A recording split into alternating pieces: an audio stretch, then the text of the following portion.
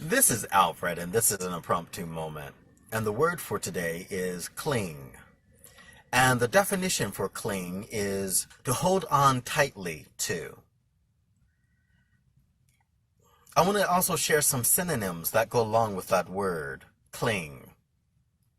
To hold on to clutch, to grip, to grasp, to attach oneself to hang on to hold tightly. The psalmist in Psalm 119, verse 31 says, I cling to your decrees.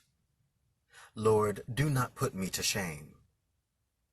Because I cling to your decrees, because I hang on to your very words, do not put me to shame, but follow through on your promises.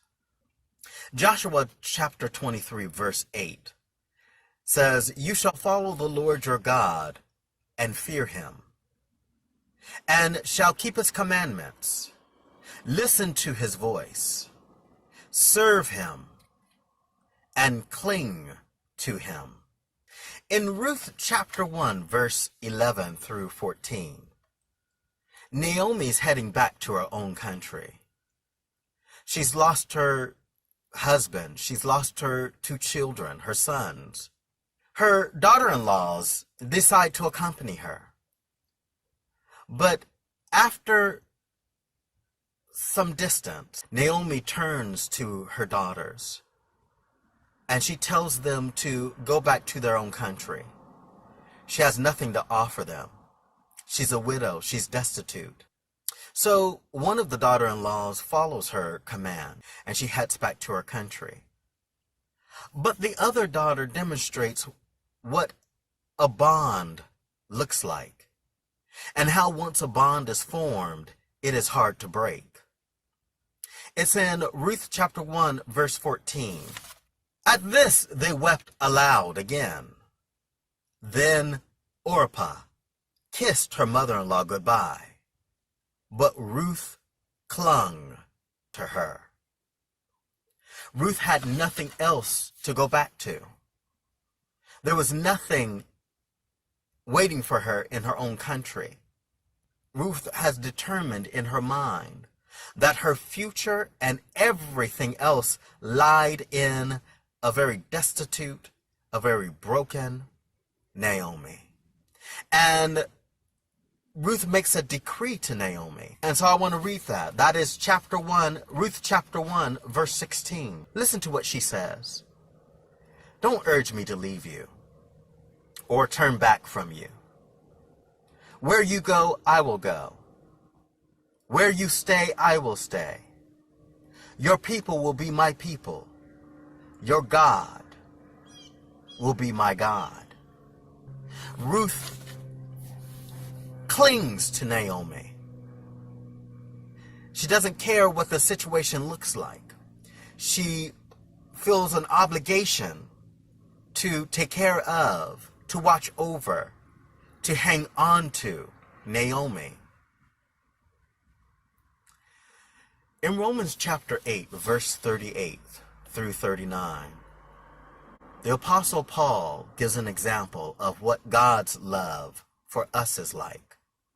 He gives us an example of what God's bond to us really looks like.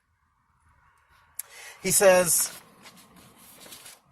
For I am convinced that neither death nor life, neither angels nor demons, neither the present nor the future, nor any powers, neither height nor depth, nor anything else in creation will be able to separate us from the love of God that is in Christ Jesus.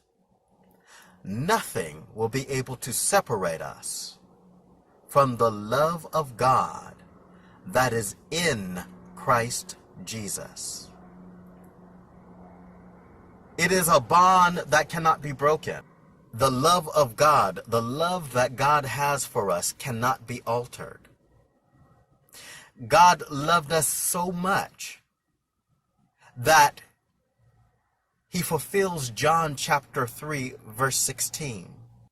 For God so loved the world that he gave his only begotten Son, the only link to himself, that whosoever would believe in him, in Christ Jesus, whosoever would believe in Christ Jesus would not perish, but have everlasting life. That bond of God with us is so deep that through the death and resurrection of Jesus Christ, we have salvation. Through the death and resurrection of Jesus Christ, we have salvation. That is what we cling to. That is what we hold on to. That is what we grip tightly to. The promise that through Jesus Christ we find salvation. And in salvation we find the deep love that God has for us. So the word for the day is cling.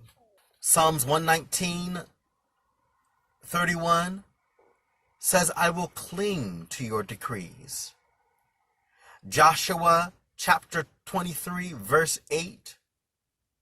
You shall follow the Lord your God and fear him. You shall keep his commands, listen to his voice, serve him, and cling to him. Ruth chapter 1, verse 14. And Ruth clung to Naomi. And Romans chapter 8, verse 38 through 39. I am convinced that nothing else in all creation will be able to separate us from the love of God that is in Christ Jesus.